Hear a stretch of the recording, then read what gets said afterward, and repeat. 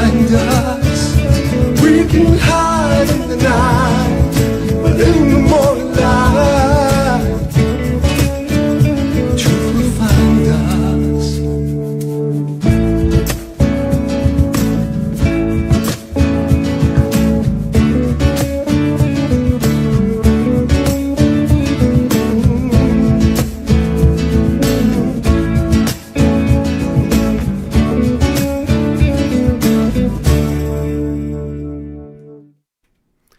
This is the Evan Ginzburg Show at VillageConnectionRadio.com. Jim Savali at the helm, and Jim had a pretty major surgery the other day. How you feeling, Jim? I feel like a rock star. Feel like James Brown? I do. Yeah, you feel better than James Brown. I feel good. He feels good. And speaking of feeling good, we have some great guests today. We have jazz great Karsten Ratke. We have author Gary Morgenstein. We have Dan Acosta, singer. We have poet John Winnell. And we're going to open with jazz great Karsten Ratke, all the way from Germany. So I'm going to open with some live music.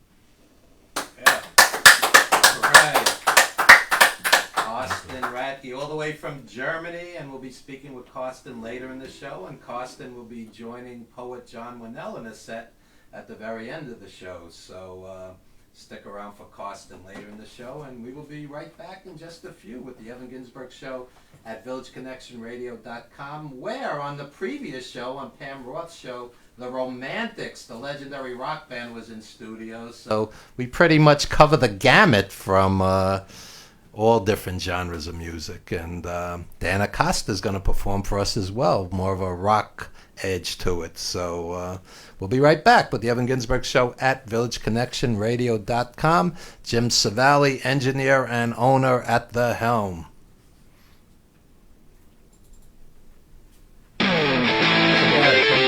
Since you're the only guy on the schedule, we'll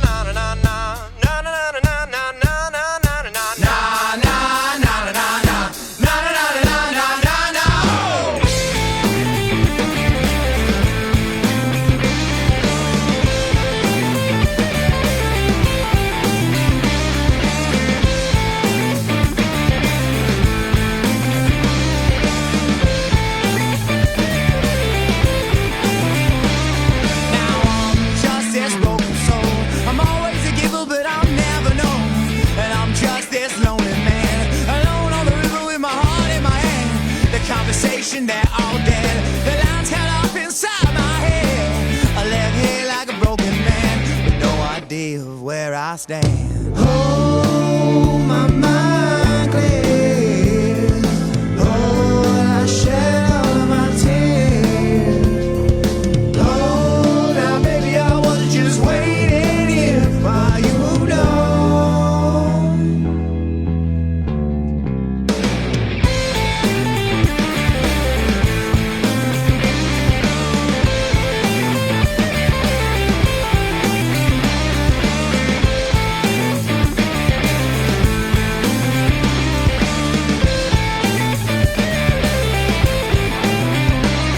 Now what remains of this tattered soul is something I've always wanted to know. This whole sense of security, this newfound freedom you kept from me.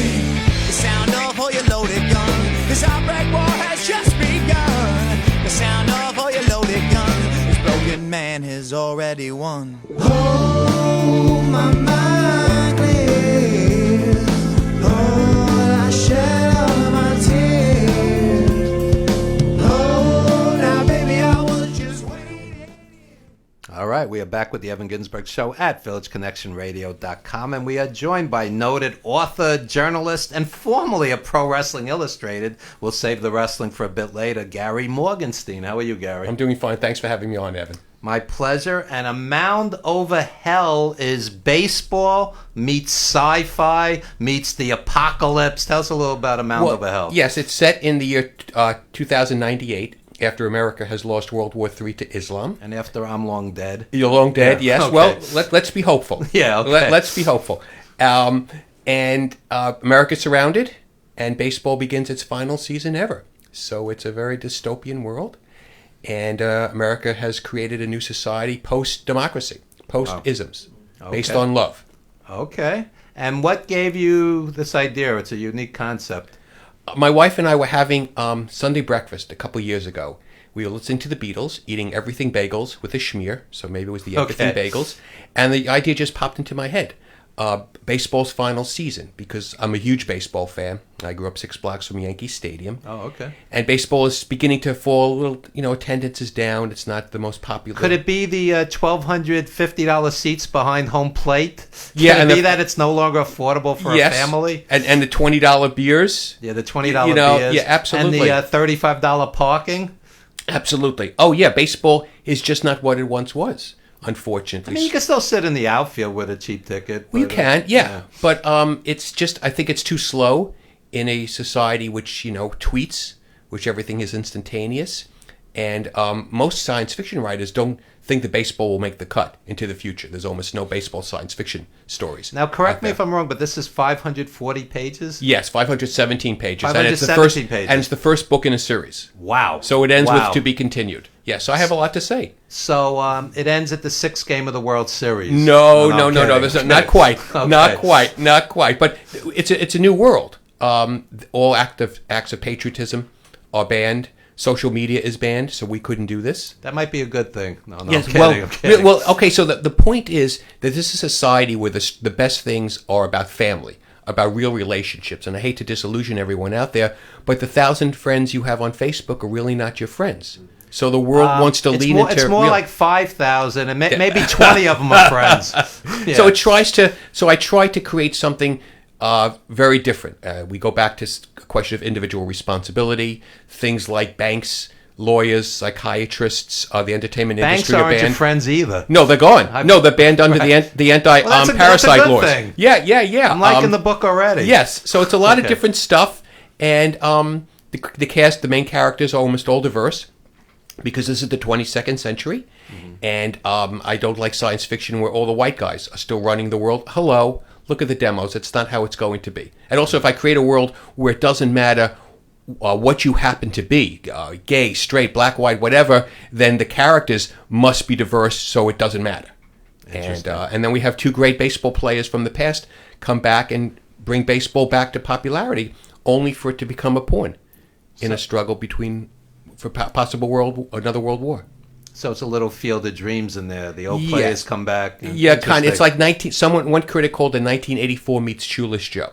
Oh, okay. So it's, but at the end of the day, the book, it's about people. And any good story is about people. I think we rely, especially in movies, too much on the CGI and you have to identify. And when you write a novel and the reader, it's a very special relationship. You're not sitting in a theater watching it with hundreds of other people, or in a theater or a television, simultaneously. It's just you alone, and you interpret the book as you will. So that's a very unique relationship. Speaking of CGI, I saw a skyscraper the other day with The Rock, and by the time you walk out of there, between the explosions, the crashes, the fighting, you're like exhausted, you're like drained, you've lost the will to live. Yes. It's just too noisy, and at no point in that movie did I ever for 1 second think he was in any real risk. It was like James Bond. Yeah. So there's not real.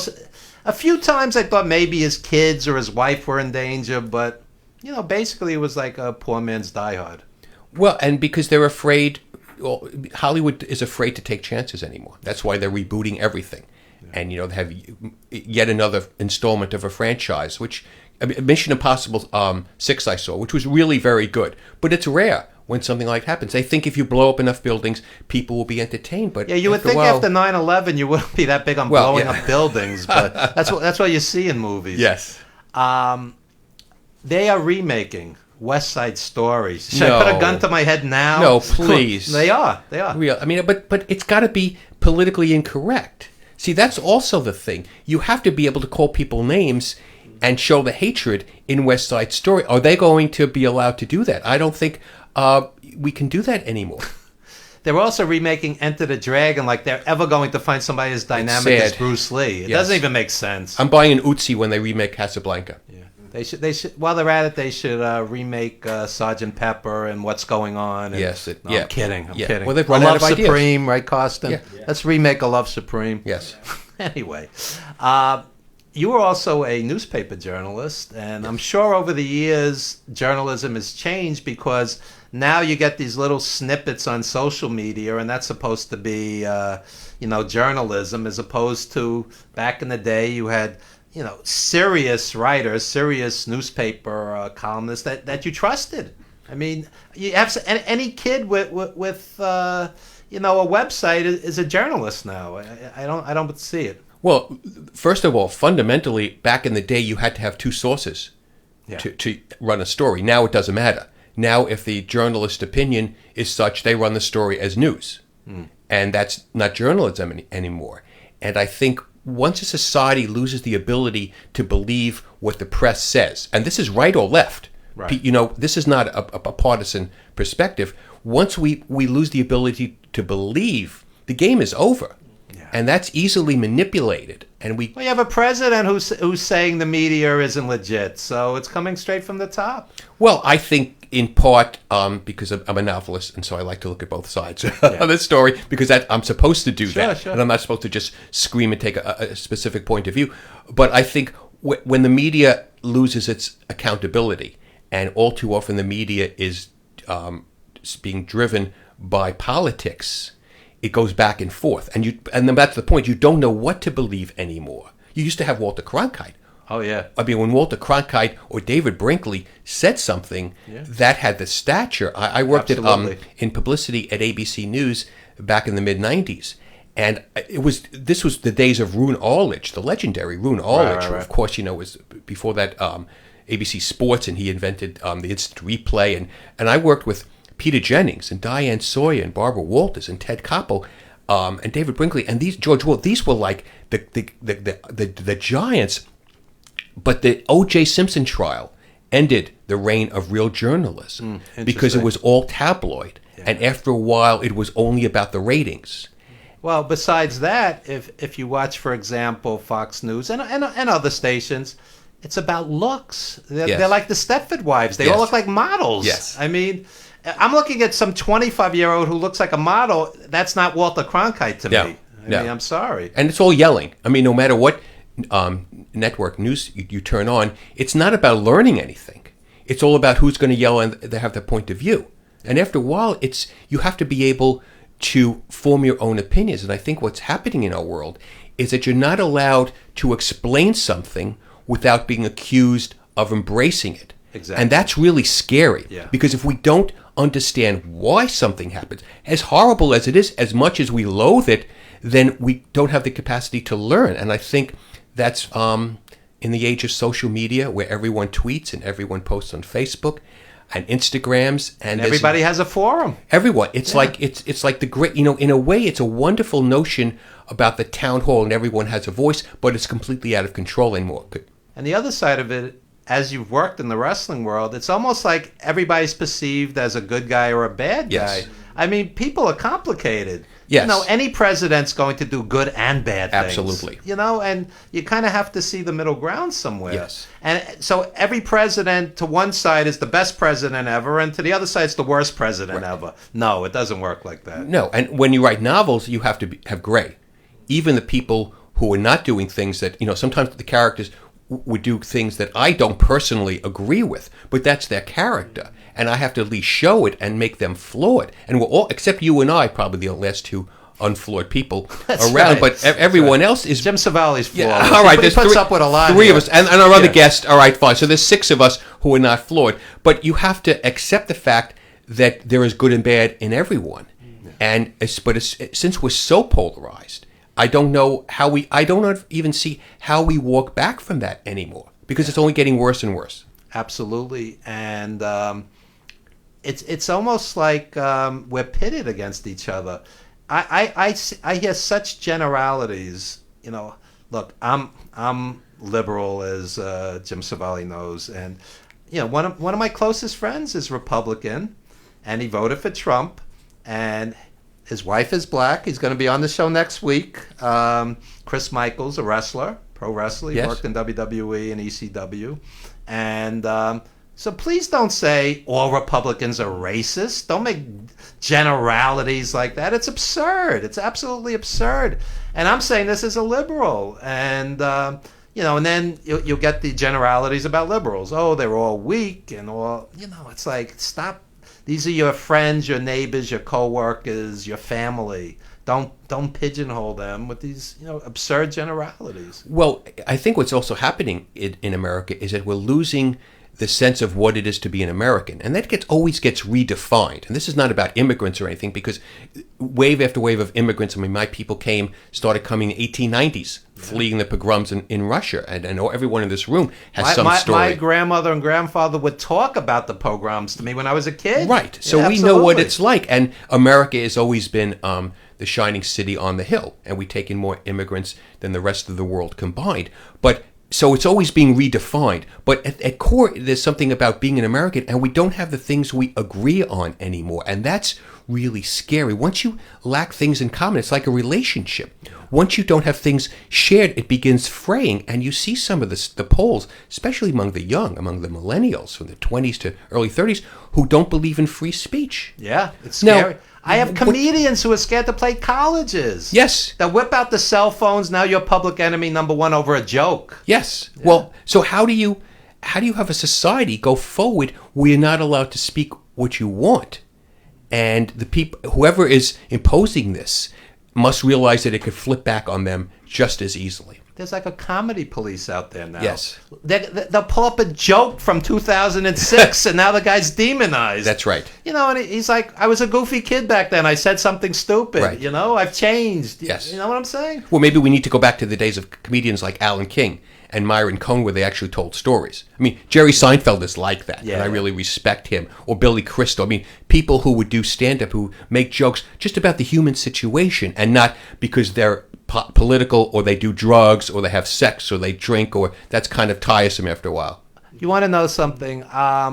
I'm a Jew. I lost 40 members of my family in the Holocaust. I'm watching Gilbert Gottfried, who's doing a shtick on the Holocaust, and I'm laughing. Nothing is taboo, whether it's slavery, the Holocaust, rape, whatever it is. If the person is in character, and it's comedy. People have to grasp it's comedy. But we can't laugh at ourselves anymore. Exactly. We're so hypersensitive that everything sets us off.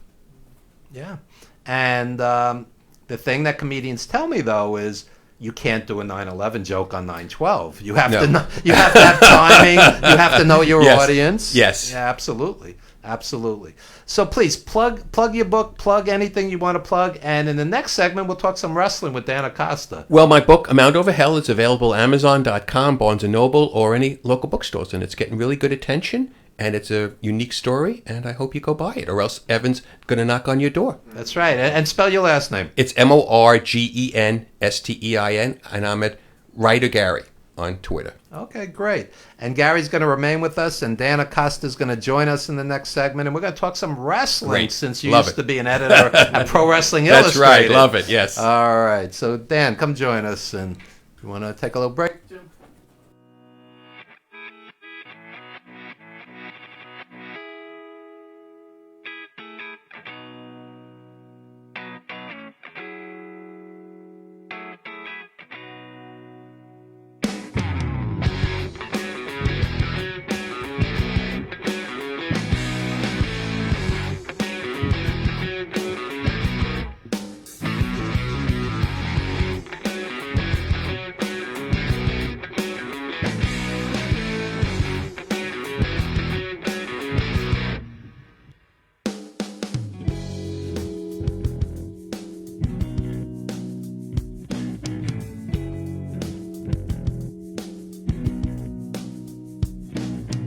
Raceway bound on the ride to Dover. Guns, colognes, and porn all over the streets were replete with signs of the times, designed by the violence, the money-hungry minded said, I'm wondering how this could possibly be. Firefly, follow me right down the street. Free love, soul flow is the prime goal. Emancipate your mind, baby, watch the show. Where you laugh at our dreams. I can't help but believe. Here we fall, then we fall. Man, there's some good company. Those here die to live a dream with me.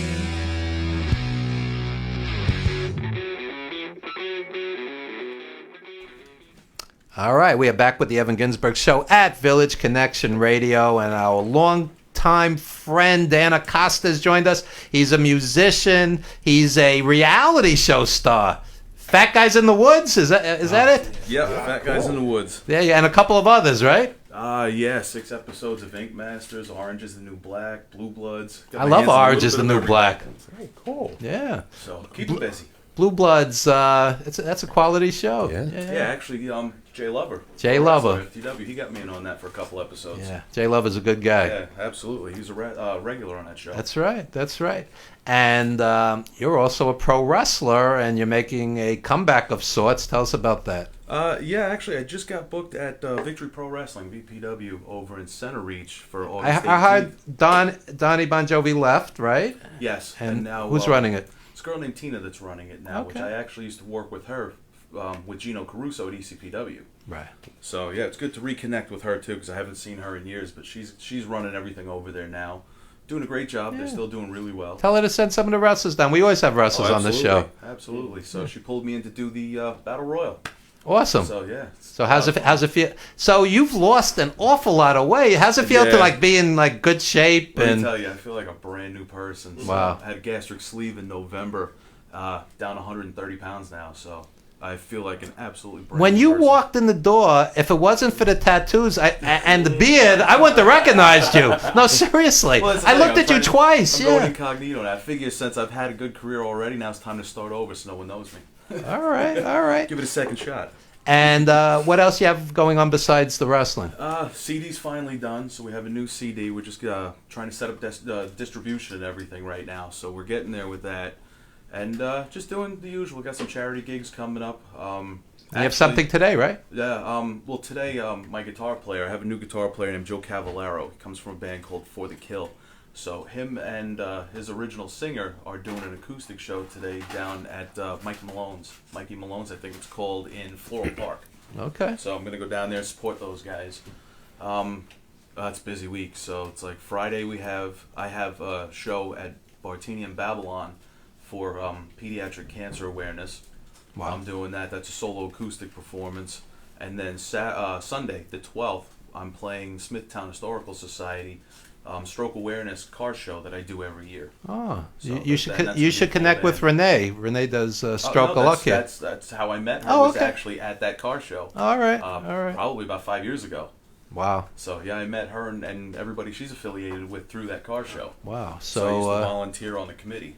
So I got back on the committee this year. you're like one of our most eclectic guests. He covers the gamut from wrestling to charity work, Everything to now have a real acting. job. But now you're disqualified. You can't be a fat guy in the woods anymore. No, but see, that's the thing. I told them, I was like, deep down inside, the fat guy's still here, so Oh, we can, we'll share the fries. I'm good with that. you could do the thin guys in the woods. Yeah. Okay, so let's talk wrestling. Every time I turn on Raw, I want to basically Poke out your eyes? poke out my eyes, and it's 3 hours of stultifying tedium generally, except when Kevin Owens talks or wrestles, and a handful of other people. What's your take on today's wrestling scene?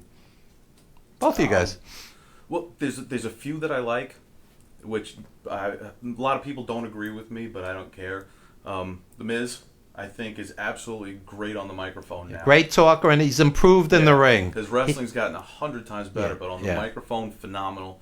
And Randy Orton just made a comeback and cut a really vicious promo that I enjoyed. Except Randy Orton does not leave it in the ring. The guy, I get bored by him. I'm sorry. Yeah, but the one promo he cut a couple weeks back on Jeff Hardy and what they're doing with their angle was really solid. I enjoyed that, but But you still have to there's a deliver few. in the ring. Yeah, well, that's the thing. I mean, everybody's down to that same 5 move set, and it kind of limits everything now. But I Yeah. get it. They're on TV. They're on a time frame. But everything's too predictable now. Exactly. And Gary, what's your take on things? Well, I go back to the gritty days. Now, this was, we launched Pro Wrestling Illustrated back in 1979. So these were the days of Vince McMahon Sr. Yeah. And wrestling was still real sports. And so it was like, what's the Italian word in the mafia, murta, with the code of silence. You dared not ever spill a secret back in those days. And ironically, Vince Jr. is the one that spilled the beans. Yeah, Yes. saved that a long time. Yes, but so Vince transformed it, as we know. But there was back in the days of the Bruno Sammartino days, and Mr. Wrestling 2 and Dusty Rhodes and Harley Race and on, and so it had a different, almost a darker quality, almost a realism to it that I think the more sanitized version. Now look, what Vince Jr. did was brilliant. And he recreated wrestling and made it, global, and it's extraordinary what he did. But there was a certain depth to and a vulnerability almost to the wrestling. It wasn't it was rehearsed, but yet it wasn't. Yeah. And I really like that a lot better. We're getting some background noise. We really need to close this door. So, I know back in the day, like, the guys were wrestling. I remember just reading, and I was watching my grandfather since I'm 9 years old. I just remember all the time watching the Georgia Championship Wrestling, Florida Championship Wrestling, NWA, and like these guys wrestled 5, 6, 7 days a week. So when you say it's rehearsed, that's how they rehearsed. Was they worked every single night. Not, okay, let's go over our match. We're going to do this, this, this, this, and this, and then they go over the same match for a week and then perform. yeah. So that's why it was so much better back then. Because I've been lucky enough to meet a lot of the Hall of Famers, a lot of guys and I was able to train with a couple guys that worked way back when. And one thing they taught me, they was like, call it in the ring. Call it if you're gonna do it. Breaking the kayfabe, fine. If you're gonna do it, call it in the ring. Yeah. Don't rehearse your match for a week and then go out there, because then it's gonna look generic. Yeah, and these kids today, they miss one spot out of 37, and they stop like a deer in the headlights, and and they look befuddled, and it looks ridiculous. I've had that happen before, where it's like I've missed a spot or I've forgotten something, because I'm still having trouble calling it in the ring. I practice that as much as I can. Right. And but the one thing we were always taught, it's like, you're in front of a live audience, you don't ever stop. Right. Keep going. Of course. Keep going. Cover it up, whatever. Just it's improvised. Keep going. I've seen it too many times. They leaned into more the we talked earlier about good versus evil, and there was a lot more of that stark contrast, which they could never do nowadays. You just politically incorrect. Abdullah the Butcher. Yeah. Could you imagine that? Right. Yeah. I don't think that. Or what about George the Animal Steel and the mental health devotees would be all over that. Kamala. Yeah. This would not be politically correct today. Right. It's funny because the guys that I came into the business with were the Iraqi butchers. Yeah, You know yeah. what I mean? And here it is. Right. I'm out there waving a flag. You Yes. know, everybody hates me. I get drinks thrown at me. The Yes. political correctness and wrestling really don't work together. No, because it's entertainment. It's fun, and you should be able to let go with the enthusiasm and the passion. You're not hurting anyone. You're just letting it out. It's therapeutic. It's enjoyable. Recently, I forget the guy's name, indie wrestler was doing a Nazi gimmick, and he got all kinds of heat. And I'm like, I grew up on Waldo von Erich and Baron von Raschke. Yep. You know, it's like an actor playing a role. Yes. You know, I'm assuming the guy's not a Nazi. He's just playing a role. So Right. what's the big deal? Well, Yes. even the Iron Sheik. You know what I mean? Of course. He was always spitting and, all anti-American. Nowadays, people freak out about it. Yes. Yeah, it can't be so squeaky clean that it's boring. You know, it's reached the point where it's gone too far to the other side. Only good thing that I can say right now, well, not the only good thing, but one really good thing is that a lot of indie wrestling now is going back to the gimmicks for the kids. I actually missed that because as a kid growing up, I used to love the gimmick guys. Yeah. So now I'm starting to see a lot more of that. So it's becoming a lot more kid-friendly now, which is good.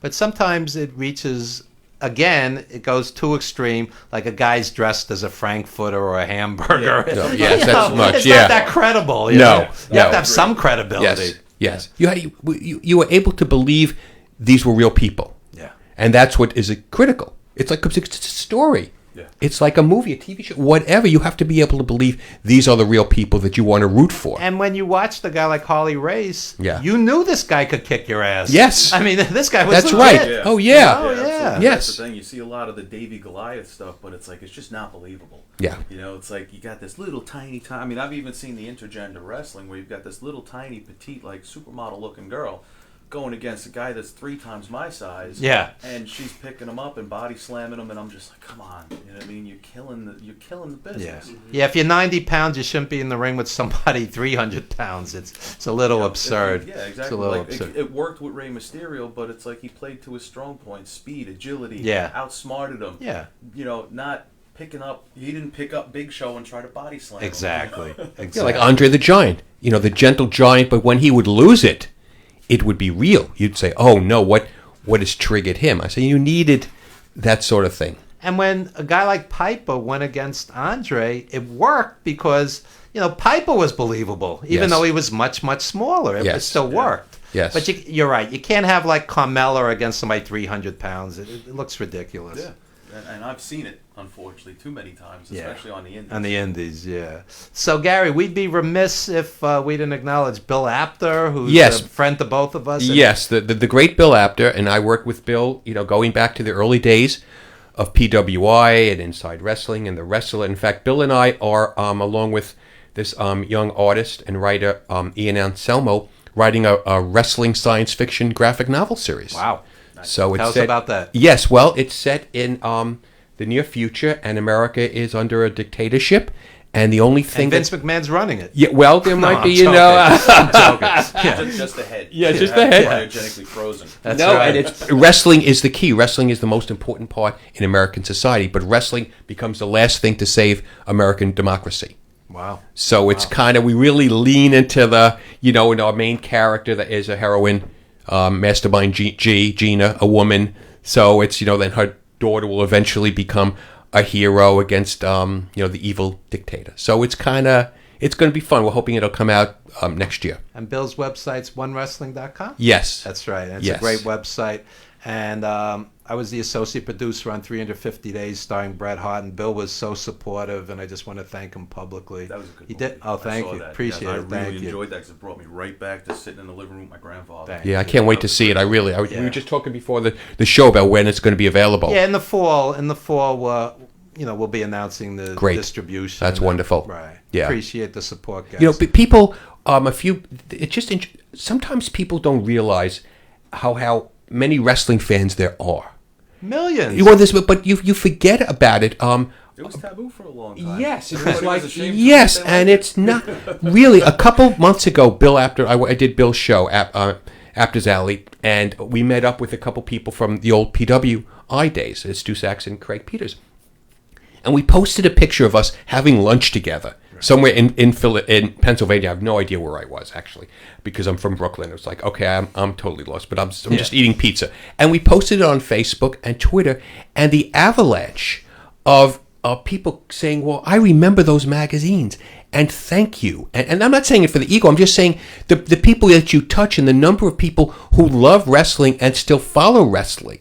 You know, it's like kind of elitist to knock people who love wrestling. Well, there's, that's like low class. Well, no, it's wonderful. My radio mentor, Fred Giabold over at WBAI-FM, I was there 16 years. He loved wrestling. He went back to Crusher and Bruiser, and he was from the Midwest, and he's gone now. And he used to say wrestling is the proletarian performance art. It's theater for the people, good versus evil. Very simple, but it works.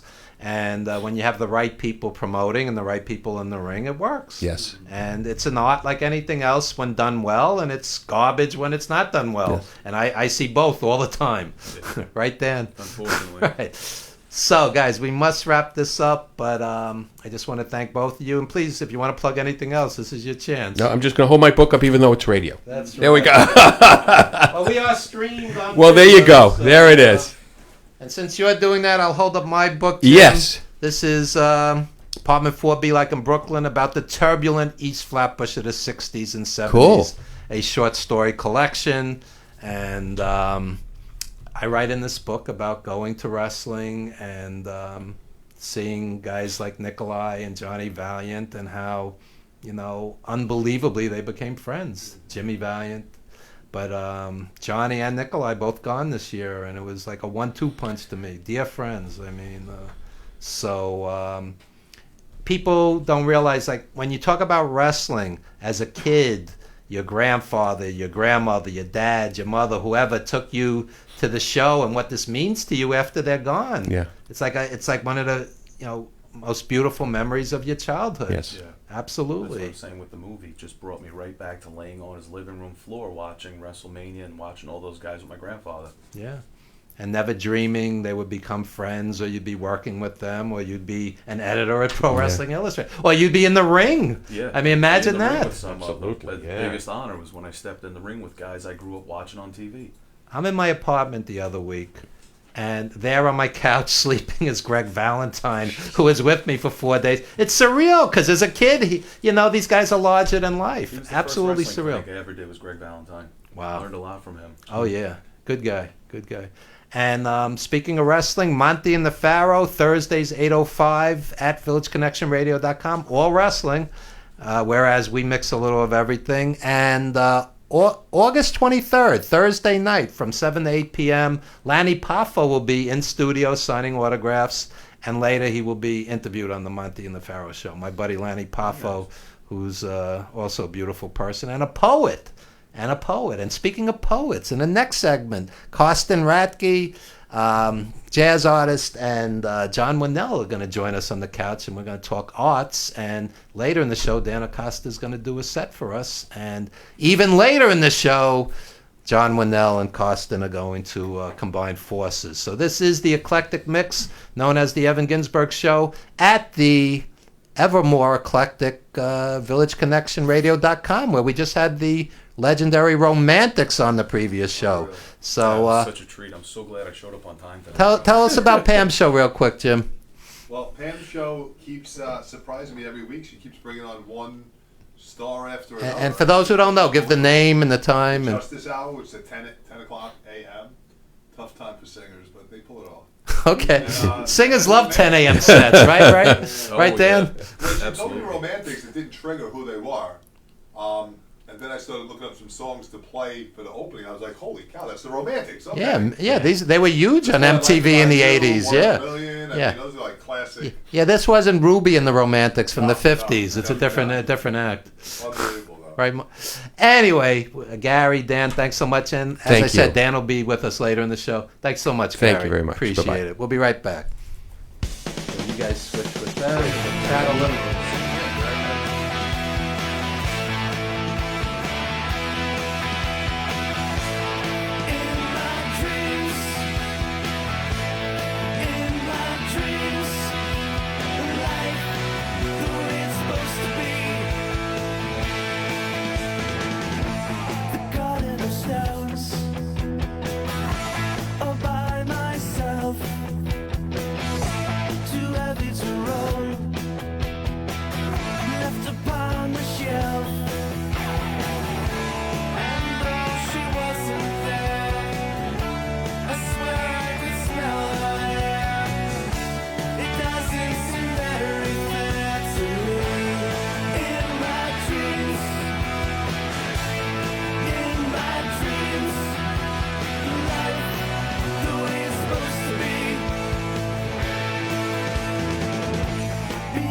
raspberry walls.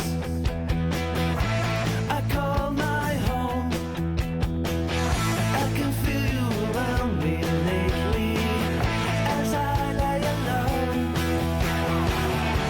I know I felt so near as I was lying here. For a moment I was free in my dreams. In my dreams, life the way it's supposed to be.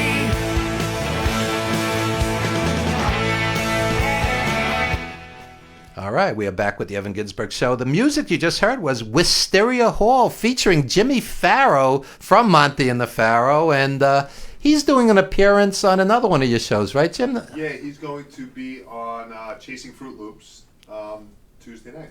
At what He'll time? be playing live at 7 o'clock. There you go. So our buddy Jimmy Farrow, who talks about wrestling with such passion that he starts crying, Yeah. which I always find interesting. But anyway, we are joined by poet John Winnell, who is an arts maven, and Karsten Ratke's back. And John, we saw a tremendous show the other night. Super Soul Band, an all-star R&B funk act with Steve Jordan, the drummer, on lead. His band, and featuring Ray Parker Jr., who wasn't really singing. He was on guitar. Yeah. And Mixmaster Mike from the Beastie Boys. Interesting group, like a dozen guys on stage, and opening for Peter Wolf from Jay Giles' band. Yeah, it was an interesting sound, like a classic 70s R&B that you just don't hear anymore. It was fun. I mean, you know, it was like the soundtrack of the 70s. Yeah, and great musicians, and In addition, Peter Wolf kind of doing his own thing, which is, you know, American kind of take on the blues. With, I mean, he had, and he's doing his kind of his Mick Jagger thing, but he's still his own man, which is and he's exciting. a great showman. Yeah. He kind of moves like Mick Jagger. And he's has those smart. herky jerky moves. Yeah, he's held on to his voice because he doesn't scream. Because he's been singing. He mentioned, I mean, I remember, not that I went, but they played the Fillmore in the early 70s, Fillmore East in Manhattan. For those of you out there that remember the Fillmore or know of the film, there certainly were enough recordings done that people would remember. But Jay Giles played the Fillmore, so he's a guy that's retained his voice. And these guys have been out there 50 years, so they're showmen. Just last night I saw the 70s Soul Jam, Stylistics, Delphonics, Ray Goodman and Brown, etc., so on. And these guys have been out there 50, 60 years. So, you know, they own the stage. They own the stage. You know, that's the thing. I mean, they're not... To see people that have been around for all those years that still have chops and moves, there's something exciting about it. And I think, who am I seeing? In the popular vein, I'm seeing Bruce Springsteen do his Broadway show this Thursday. Then I think, what are we going to see? Maceo Parker, who was a horn player with James Brown. And P-Funk. So that'll be a funky evening. I broke down and got tickets to see Jeff Lynne, who maybe the fifth Beatle, certainly. That was Billy Preston. So he was the sixth Beatle. The sixth Beatle. Yeah. The sixth Yeah. Beatle, certainly, you know, when he recorded George Harrison back in those days. And I know I mentioned it earlier, but I was telling Karsten that I had saw John McLaughlin do the Mahavishnu stuff earlier this year on his tour at Town Hall, where he played with Jimmy Herring, who I guess played with the Allman Brothers. I guess he's in Widespread Panic, amongst other groups, and other guys that were playing the various parts of the classic Mahavishnu group. It was pretty stunning. He played the 12-string. So he did two sets, one set of new material, and they came out, and it was about 8 or 10 or 12 people on stage doing those classic Mahavishnu stuff from various, like the first 4 or 5 records. And Karsten, what have you been seeing over in Germany? What do you recommend? And is Karsten's mic close enough, Jim? That's Got to pull the mic up, Karsten. Yeah.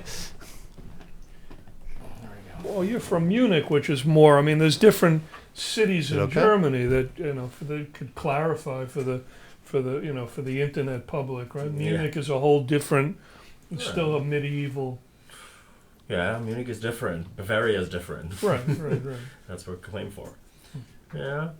It's funny that you mentioned John McLaughlin, who's been such a strong influence on what I was doing and what I'm doing, especially the Indian rhythm, Indian music that I'm involved with since ever I can think, like 25 years or so. And I think it's very interesting. Now we have so much. We were talking about influence of and impact of social media and all these kind of things, and the distraction that it also brings. Yeah. And I'm so absorbed by the idea of this old Indian stuff that became famous in the 70s, also in the West, because it was like hip to go to India and all the clothes and all this kind of stuff and incense, and you know what I'm talking about. So what I'm really fascinated about is you count on 2 and 3 and you get everything. Going back to the roots of things, to really question what are you doing and where does it go back. And McLaughlin was one of the influences that took me to do that. So the older I get, for example, when I'm practicing, the older I get, I play less music or less pieces. I just try to focus on the real thing. So in the morning when I start practicing, counting in 2 and 3 and do all kinds of combinations, it can be so complex with just, you would call it an algorithm, just put an algorithm in it, and it's becoming so complex within like 2 or 3 seconds. John once said the ideas will flow. Just get started, and that's what I'm trying And to since you mentioned practicing, Sonny Rollins, who obviously is one of the masters, all-time masters, he was practicing 2 hours a day in his 80s when he had nothing to prove. Oh, yeah. How much do you practice? Oh man, as much as I can. Sometimes it's 8 hours a day. 8 hours a day? Oh yeah, sometimes I only have 2 hours, sometimes I can't practice, so it depends. Wow. But you have to. I mean, if you think of music as really, there's an athleticism. Yeah, but that's to not it. only the thing, you know. I can also practice singing in a coffee place. In the morning, I usually go to a coffee place with a pile of music or with my notes and everything, and I start reading. Sometimes it has to do with learning by heart. This is one thing. Memorizing. Right. And also, you don't have to practice at the instrument necessarily. I practice a lot of things mentally. I can just sit there and the scores are just passing in my head, and then I go back, because when I practice with my instrument, very often it's the automatic things that come up. I mean, they're not good, because when you're sitting in a concert and your fingers are just moving, you think, what are you doing? And you don't know, and you're screwed, right? Right, of course. So actually it's better when you don't take your instrument and practice, but when you practice mentally. And then you go back to your instrument and try to make it sound. So it doesn't necessarily mean that I'm practicing 8 hours with my instrument. Right, mental I mean, I know with writing, I'm always writing, whether I'm reading, which is, I'm reading something every day. Right. So I look at somebody else's work now as the construction that goes into a piece, where they're beginning, what they're taking in, the history, the influences, and how it's influencing me just in thinking. I try to also be less distracted by social media, just not interested. I try to be as distracted as possible with social media, and I fight morons all the time on Facebook, which is a massive time suck. Yeah. I have to get like you guys. I mean, I was the other day, I was at the American Folk Museum, which is by Lincoln Center, and they had this guy it was from 19th century, this gal, the husband was a professor at Amherst, a geologist, and she did, the wife, who the drawings are focusing on, are her drawings that she did, a lot of it based on scientific stuff, so geological stuff or fossils. But early stuff that she did, this gal was 14, and she was making landscapes and portraits, which are so sophisticated. Wow. She was a genius. I mean, how many 14-year-olds? I mean, Picasso was 12. He was also fully realized, but of course his Little father Stevie was a Wonder painter. was 12. Right, little Stevie That's Wonder. right. I mean, how many people, because there's so many distractions now, people are just off in a million different places. Well, pity the poor teachers who have 35 kids in front of them, and the kids aren't used to focusing for 42 minutes, one period in a school day. It's very difficult for, There's a real political issue about that. With should there be 30? It wasn't supposed to. Should be maximum of 20 kids. So you have 20 kids that are doing, and then in a classroom you have different strata of ability. They've done polls. Advancement of talent of whatever. There's been polls that have said that a typical kid, teenager, whatever the case may be, in the course of a week has thousands of text messages, emails, phone calls. They can't focus. It's a constant distraction. It's really a shame because we didn't always have these things, and maybe, you want to be democratic, but parents really need to step in and limit in a democratic way how much time you're spending with all of these distractions. I mean, it's really absurd. So where's the next great symphony coming from? Where's the next great painter coming from? The next great novelist? I mean, you really have to focus. You might get the next great text message. Yeah. Which is, I guess, if it's only 15 seconds or 15 characters. If you could write a haiku in a tweet, maybe you could do something with that. So speaking of social media, I said almost exactly word for word what you just said, that parents should step in and say to the kid, focus on your schoolwork, study, put away the phone, put away the video games. And people get very offended. They turn on you. Don't tell me how to raise my kid. Well, if you think of the successful cultures, a lot of the Asian community, they are focusing. They are going to school. To learn. They're there 7 o'clock in the morning, 8 o'clock. They're doing 6 days a week because Saturdays they're doing gym or physical exercises. And so you're looking at, there's no mystery, or there shouldn't be, why the top schools have this Asian because they're disciplined. If you're putting in the time and the focus, that's the reward. You can't cheat. Part of the problems with democracy is people see what everybody else has and they think they're entitled. You're not entitled. If you work for things, you obtain those goals. But let me just say, as an educator, the other side of it, you don't want to be that tiger mom whose kid has a 95 average, and the mom expects you to have 100, and the kid jumps off the balcony at the college. You don't want that either. Of course not. But there has to be a healthy balance. But there's nothing wrong with discipline. Discipline is great. Discipline is the most important thing for everything you do. And that's why I also believe not only in discipline, but also in focusing. Right. Focusing. What can you do? It's so simple. Since like 14 years ago, I meditate. I just sit in front of the white wall. You don't need anything. It doesn't cost any money. I practice Tai Chi. Yeah, I did that for 9 years, right? Just to focus, and then you see, you don't need a cell phone or a movie. There is a movie going on in your head. You try not to have it.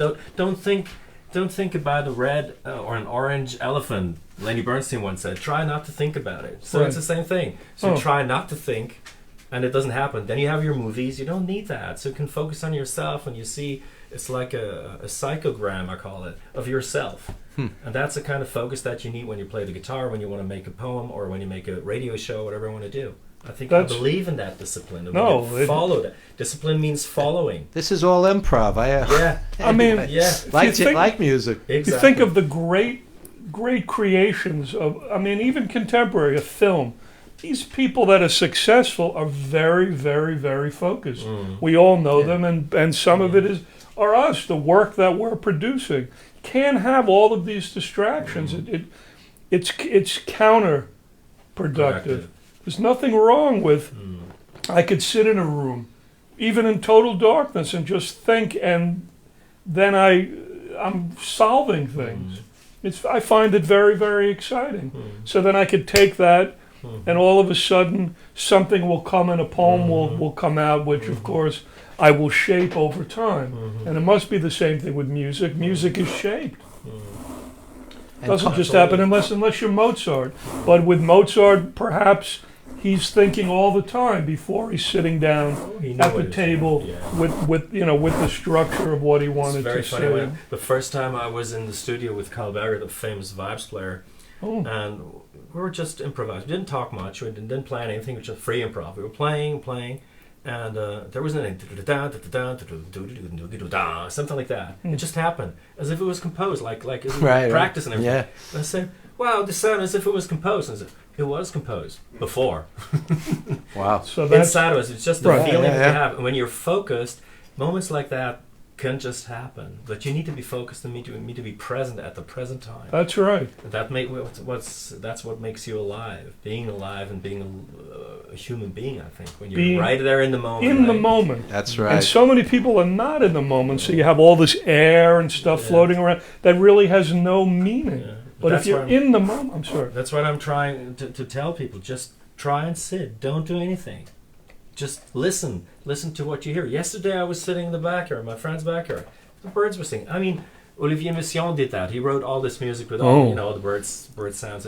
But it's fascinating. You hear all these rhythms, and now I have these Indian rhythm structures and all the possibilities that this rhythm provides, or this technique provides.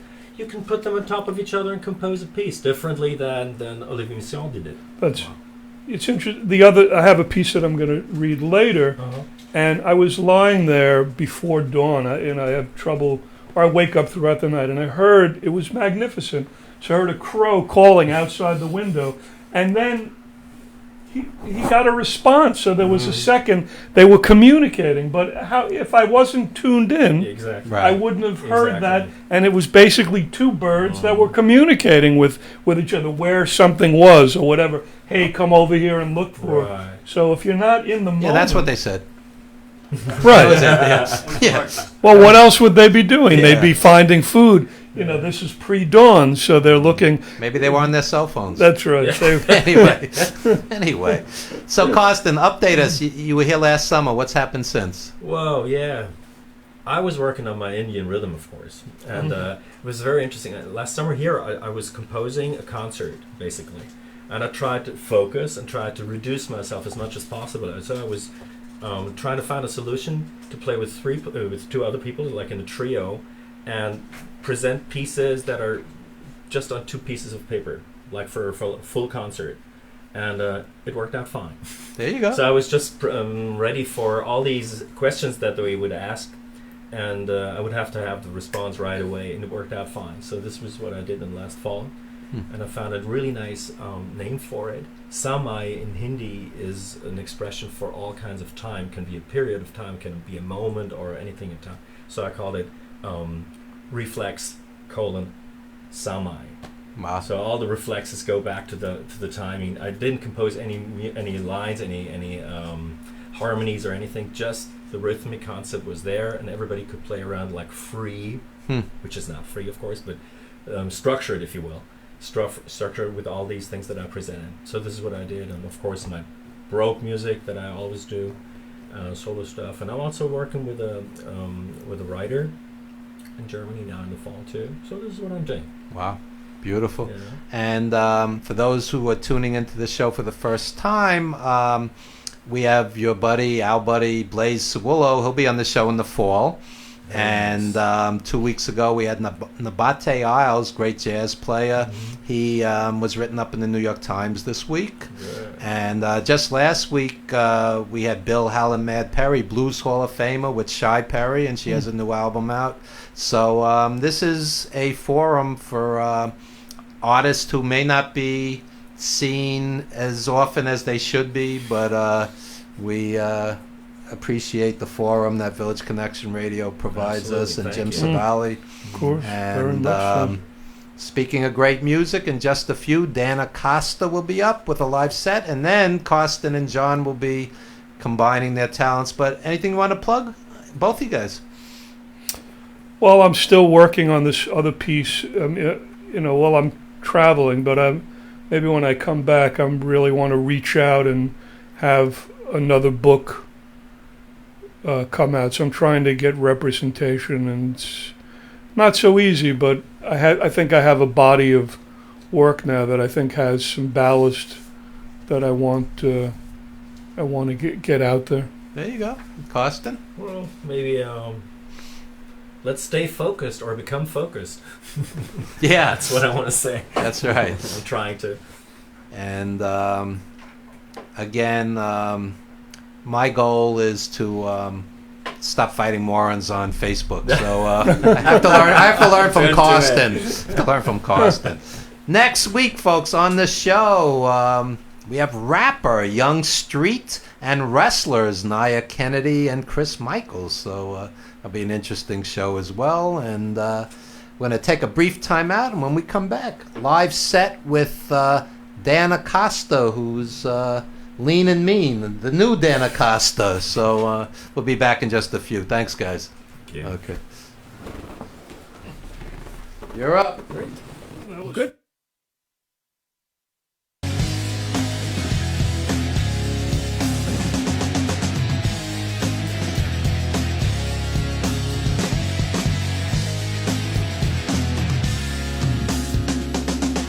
Another shot to make it strong, sober night to shake it off. Another night to make it all feel so exciting. A hot kiss could start a fire. Remedies can make you high. And have a mess when it's inside. It's so inviting. Over and over, I want you again. I want to be closer. Denial, caught between the lines. Denial, caught me by surprise. Another night could change it all. Where we lie is where we fall. One more brick to make a wall. So much for finding out. Another night for you to cry. Another night to say goodbye. One more night is one more lie. It's so defining. Over and over, I want you again. I want to be closer. Denial, caught between the lines. Denial. All right, we are back with the Evan Ginzburg Show at VillageConnectionRadio.com. And Dan Acosta has like the greatest guitar I've ever seen. And since he's from the wrestling world, following this set, I'm going to hit him over the head with it and destroy it. That's what we usually do with guitars in wrestling. Anyway, Dan Acosta.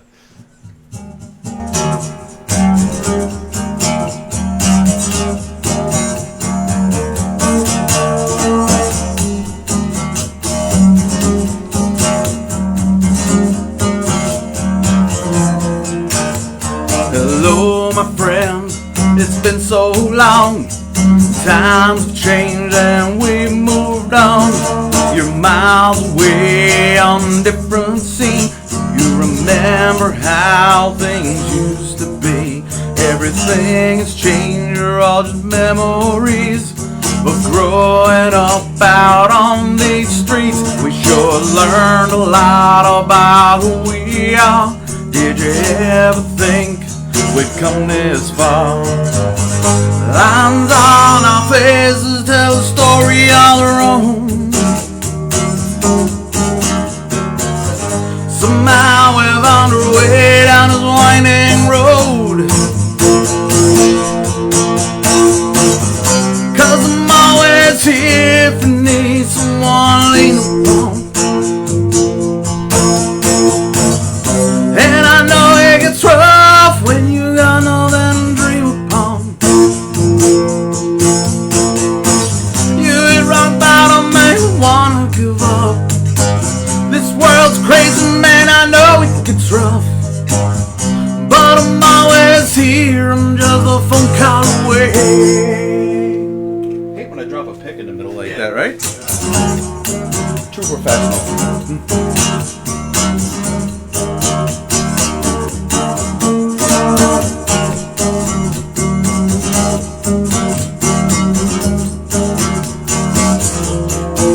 Remember cruising DPA in my mom's car, grabbing coffee at Sav's and hanging under the stars.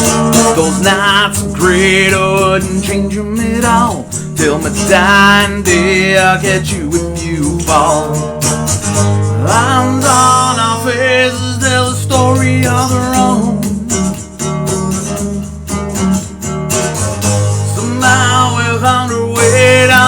winding road. 'Cause I'm always here if you need someone to lean upon. And I know it gets rough when you got nothing to dream upon.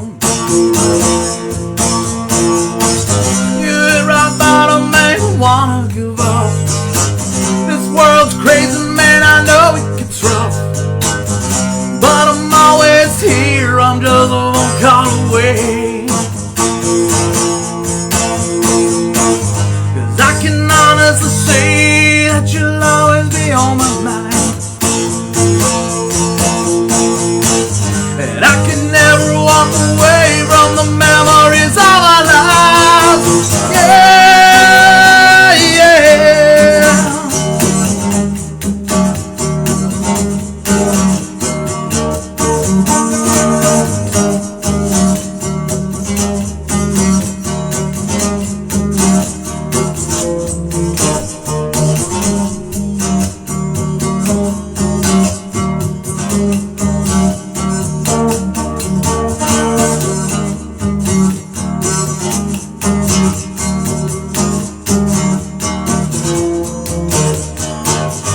Lines on our faces tell a story all their own.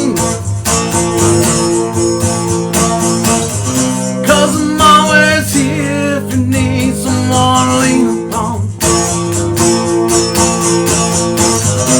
And I know it gets rough when you got nothing to dream upon. You ain't rock bottom, man, you wanna give up. This world's crazy, man, I know it gets rough. But I'm always here, I'm just a phone call away. I'm just a phone call away.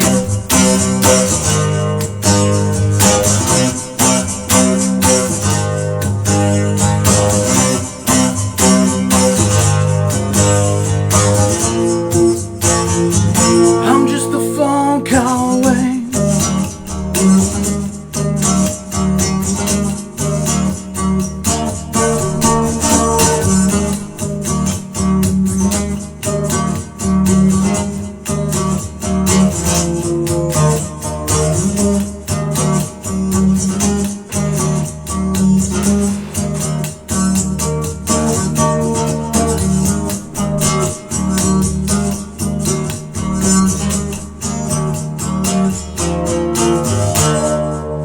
Thank you.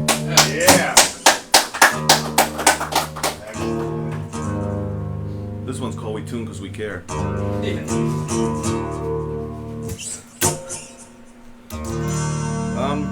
Like I was saying before, I play in a rock and metal band, but every now and then it's nice to just be able to sit down and play the pretty stuff. So, There you go. hope you guys like what you hear. This one's called Keepsake.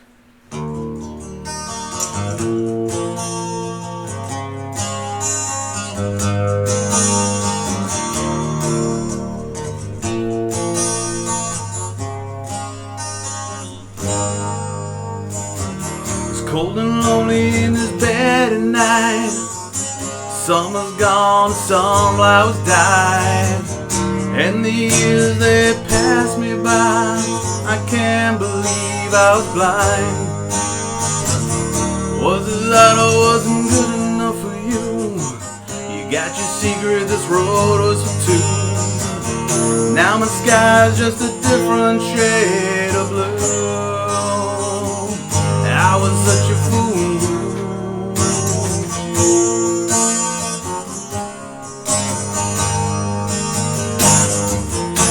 I rolled the dice on my life and bet all I had on you, baby. It makes me so sad, I wanna this bad, but now I know I can't save it. 'Cause even when the sun still shines, it's raining in my head. It's so hard letting you go, the pain just drives me mad. But what we had is gone. All I have is this love song.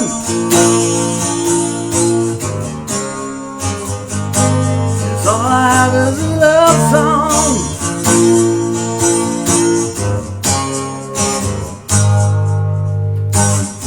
I stood outside our old place we call home. It looked so empty cause it had no soul. I stood outside staring in from the cold. It was all I could do but cry. I'm thinking about those summer nights, staring out on the moonlit skies. Thinking to both you and I, and these days I just miss you.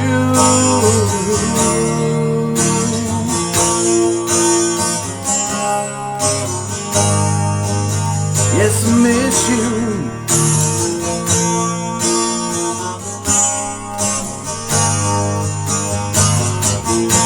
I stand outside in the rain so no one sees my pain as I'm crying. The man above let me lose out on love, and now I feel like I'm dying. 'Cause even when the sun still shines, it's raining in my head. It's so hard letting you go, the pain that drives me mad. But what we had is gone. All I have is a love song.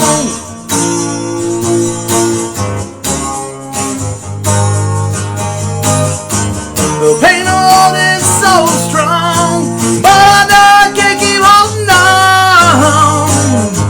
'Cause what we had is gone,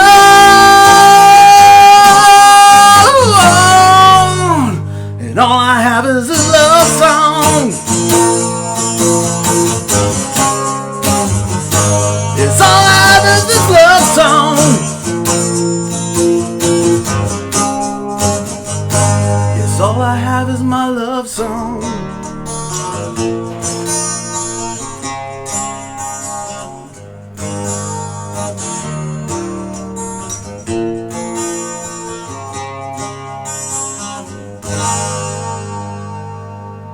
Thank you. And when you talk about missing someone in the lyrics, whenever I see you, I think of Nicole Bass, our mutual friend. Oh, absolutely. I miss her to death. Me too, me too. What a beautiful person. Yeah, I'm so glad that you introduced me to her because we became really good friends in such a short amount of time. I really do miss that Nicole girl. was great.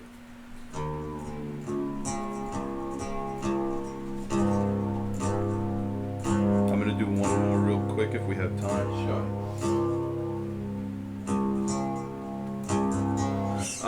This one actually deals a lot with loss. I just lost someone very recently. Can't get into it only out of respect for the family, but someone big part of my life. But again, speaking of Nicole Bass, and I've lost other friends, especially in this business, wrestling, music, hand in hand. So this song is actually about battling demons, and unfortunately, sometimes the demons win. So this one is for a lot of my friends and my own demons too. I mean, I've had my own battles over the years as well. So I'm clean and sober 12 years now. It's been, and it was not easy, but I did it all at an early age, which made it even worse. But this song, so it's actually on the new CD. I have a new CD that just came out. We're still setting up the distribution, but we have a new CD. It's called The Ballad of Dilgaff.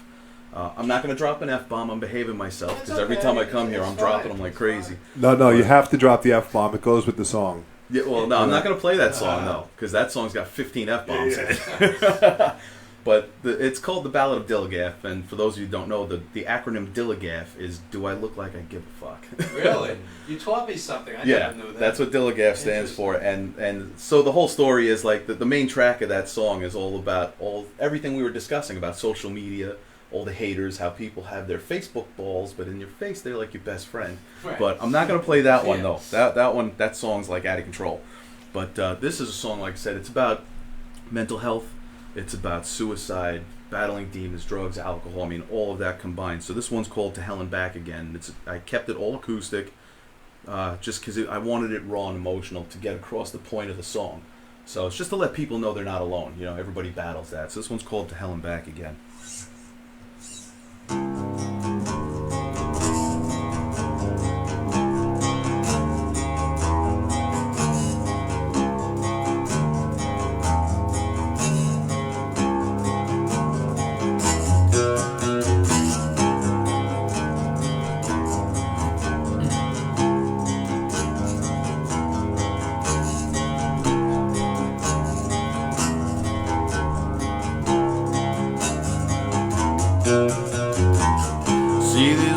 walls I put up to surround me.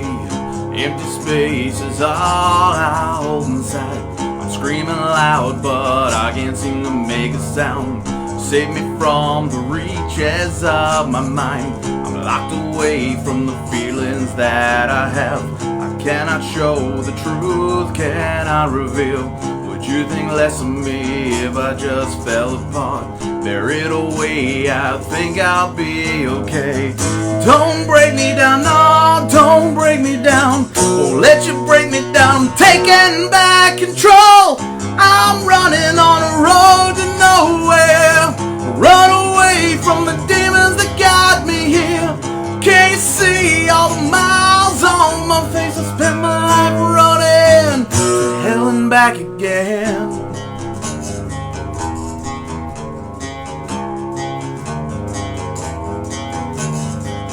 See these walls I put up to surround me. Empty space is all I hold inside. I'm screaming loud, but I can't seem to make a sound.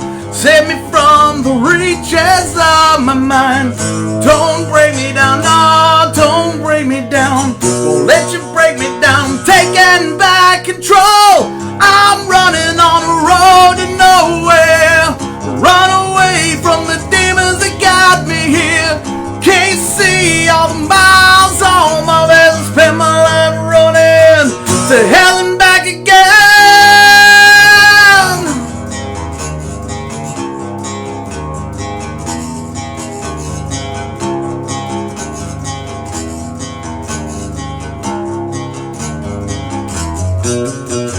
Mama can't protect me, daddy isn't here. Love walked away, but I'm still standing. Don't try and break me down, please don't break me down. Won't let you break me down, taking back control. I'm running on a road to nowhere. Run away from the demons that got me here. Can't you see all the miles on my way? Spend my life running to hell and back again.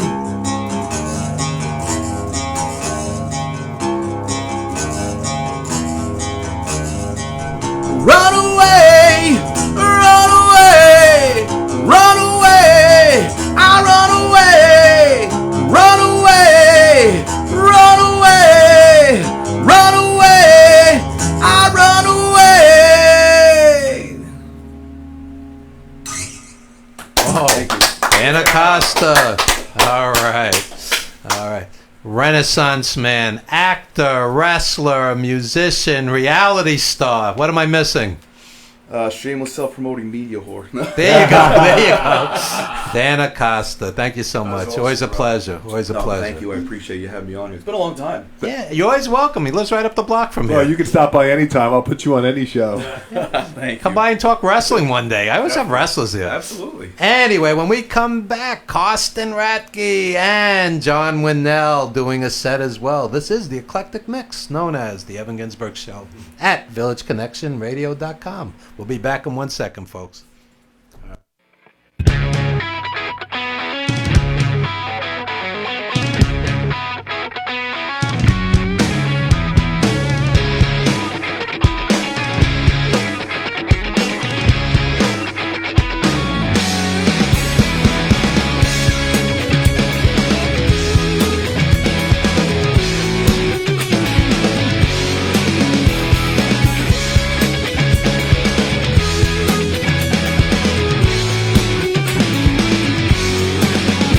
The sky stretched out on a morning until it had reached the sea,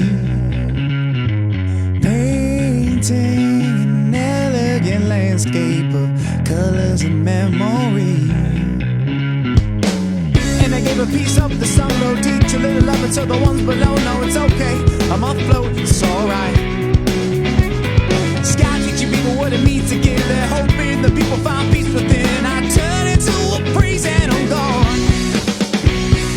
Sound system, turn it up. All I got is this song. I'm caught up, so caught up. You turn my heart into dust. Leaving rainbow, the sunlight it warms my bones. Warm cloud, rain down your water now, bring me back where I'm from. But have you ever heard the silent violin bump up the beat and let her know that I am okay? I'm afloat, it's alright. 'Cause in the sound is peaceful now. The sun has gone down the All right, and we are back, and poet John Winnell and Karsten Ratke, and this is pure improv. They have not rehearsed this. Karsten just flew in, and boy, are his arms tired. So let's hit it. Okay. This is dedicate this set to the lovely people at the Guggenheim. If they're listening, they know who they are. It's called What Was Lost. Clouds hang as fertile eggs waiting to hatch. The city revolves around a naked sun where stories and tales are woven. We lose our hearts in afternoon, just when Spaniards take their siestas. Glistening skin, tender as lamb's wool, arouses dreams. We sleep in restlessness, fingers grasp and trees whisper. We collide fantasies with what was lost, the tragedy of longing, sought in each damp sigh's caress, the scars of a past melting in bleached light.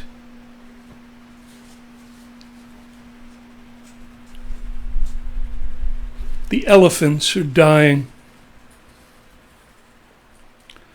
Forests surround where regal pachyderms abound, feeding on trees hidden from savages, desperate men who wield machine guns and machetes with no sense of scripture nor man's law. Cut down for ivory, ghosts bleed into befouled earth, carrion for hyenas and vultures, unprotected by the veil of night. So these days are blighted, the promise delivered by an upturned dancer's toe, poet's honeyed tongue, sculpture's gilded hand disappear in dust and haze as bodies of our children fall, a sober light in an innocent dawn, victims baking in the sun. Is there anyone to read last rites?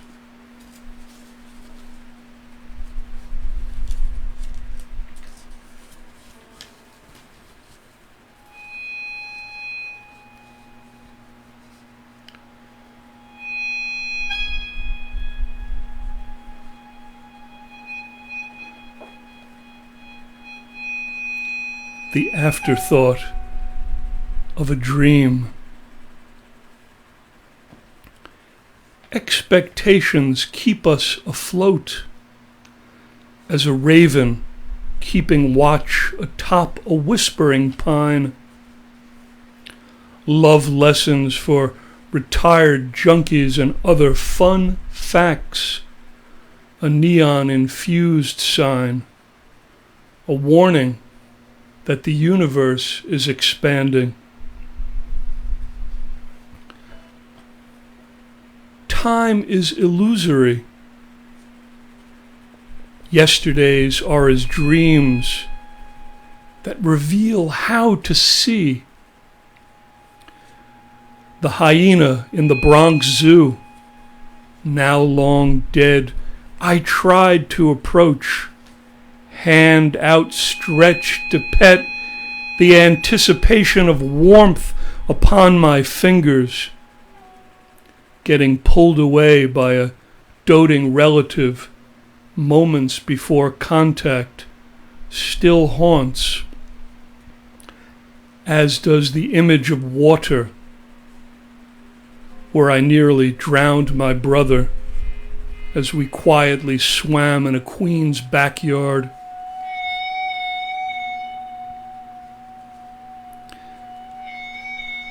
I listen to birds cooing outside the window. Cool breezes flood the apartment, now soft from Persian rugs that offer exotic mysteries. The sun is hidden by torrents of rain which soak everything as murky dreams inculcate the mind full of milkweed, as Ophelia lying at the bottom of a river, no longer complacent with the moonchild.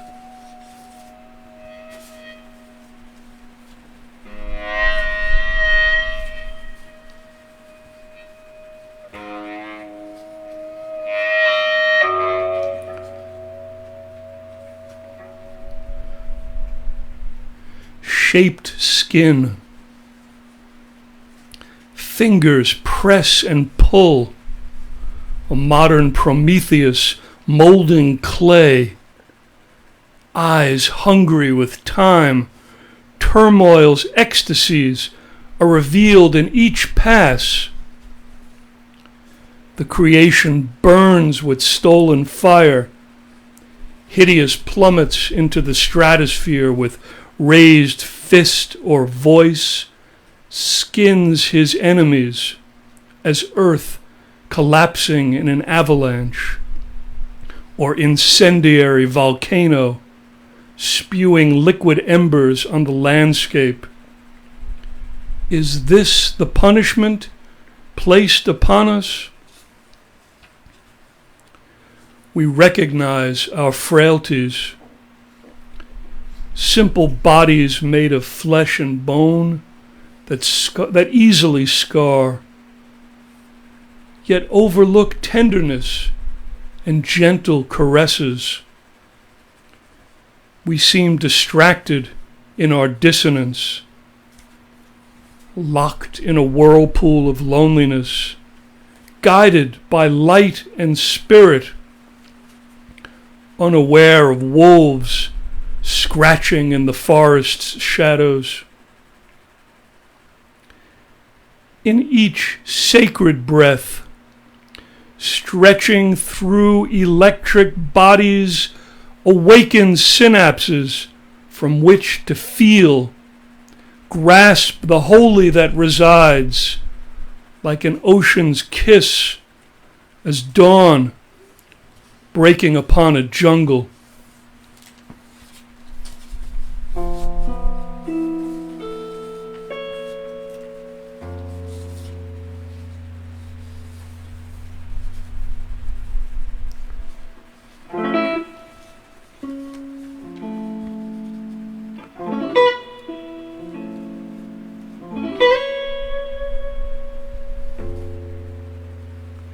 An inauspicious happening. St. Francis in the wilderness. At the edge of a field, beside a stone grotto, stalks of digitalis rise from cracks between pebbles. A wooden table, strewn with books and a human skull, reminders of life's transience. A monk, simply clad, feet naked inside leather sandals, waits. A castle with all its luxurious vanity lies behind a field where a shepherd has taken his flock to graze and drink from a cool stream. A curious hare emerges through a familiar opening near where a burro patiently stands. The gentle Francis espies a twitch in the heavens, stands with outstretched hands and arms. On this simple day, an otherwise inauspicious ascetic receives glory as an angel descends for but an instant, offering grace.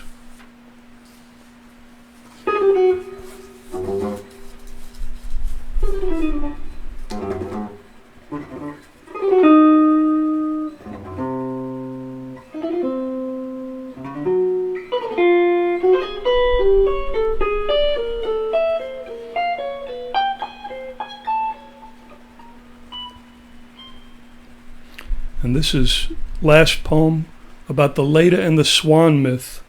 Leda was this voluptuous woman who was greeted by Zeus, the king of the gods, in the form of a swan, who impregnated her.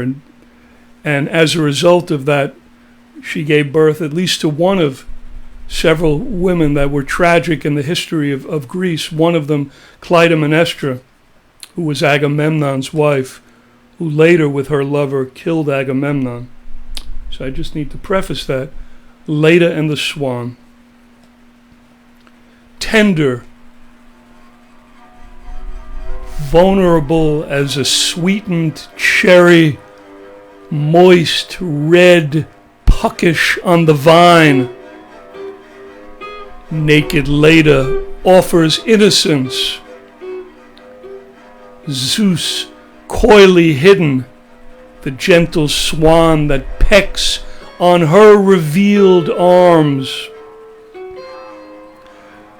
Open winged glory, yellow eyes filled with translucent urgency, longingly awaits what he knows will soon be anointed.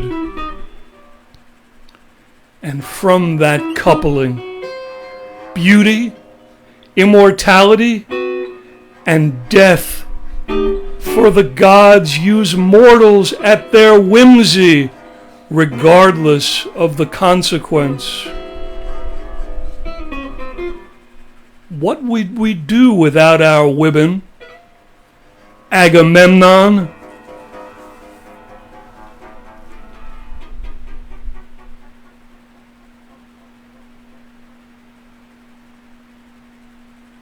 Thank you. Awesome. Here we go. John Winnell and Costin Radke, and always an interesting team up. Yep, yep. So, Jim, anything you want to announce going on here at Goats Connection? We are. It's hard to keep up, because I'm in and out with my surgeries and things building up around me. We get new shows on daily. I mean, I think we're up to close to 30 shows. No, it's all secrets right now. But we have a few new people coming on board for September, and each show that we add makes the station stronger. They add to our views, and it's great. And it all started. Evan was one of my first shows. And we're hoping Tommy Ma comes on Oh board. yeah, he's coming. There you He's go. absolutely coming. He's My one of buddy. Want to wish him Tom- happy birthday. Hey, Happy Tommy. birthday, Tommy. He's coming on board soon. One of the best people I've ever met, right, Yep. John? Oh, yeah. Yep, The- that's the- gonna be a great addition to the station. The salt of the earth. God, what a terrific guy. Yeah. He's like Nikolai Volkov. Nobody could say a bad word about Tommy Nah, Ma. it's tough to say a bad word about him. Who would want to, right? I have my detractors, but Tommy Ma, everybody loves Tommy. That should be the name of the show. Everybody loves Tommy. Everybody loves Tommy. What do you think, Tom? Yeah. We'll put Tune that out into there. that. That's right. Wow, what That's right. I will. Anyway, coming up next, Under the Radar, Randy Unger with pop culture, movies, and the Batmobile. So we'll be back. We'll be back with that in just a few, folks. And I want to thank all our great guests, and thanks as always to Jim Savali for the forum. And glad you're feeling better. Thank you very much. All right, that'll about do it, folks. Catch you next week.